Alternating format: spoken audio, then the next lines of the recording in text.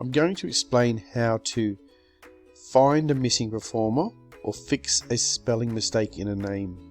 So when you go to add performer, you select the competition, you select the region, and you go continue to the next step. Click on add new performer. Now I know Mia has been entered in 4 routines.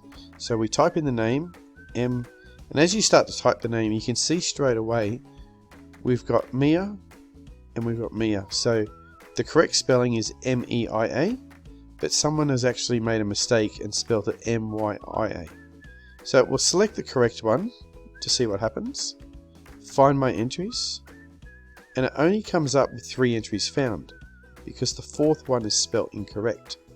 So instead of clicking the yes to say that these are correct, you would click on Open Advanced Search, type in again Mia's name.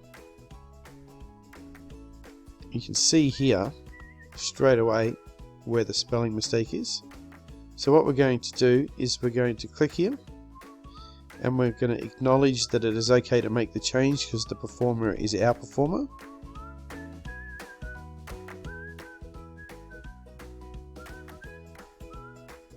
There we go. So we'll change that to an E. So now M-E-I-A is the correct spelling.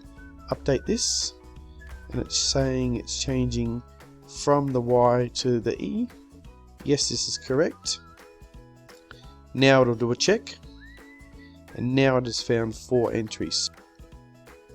Once you see all 4 entries, you can click on the yes. Click yes to confirm the mobile and add the entries in, and you'll see now that all her entries are found.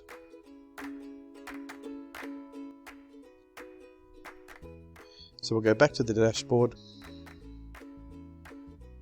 If you'd uploaded 3 of the songs and hadn't fixed the spelling error, unfortunately you would need to delete off the music that you've transferred to the competition and start back at the beginning at this stage.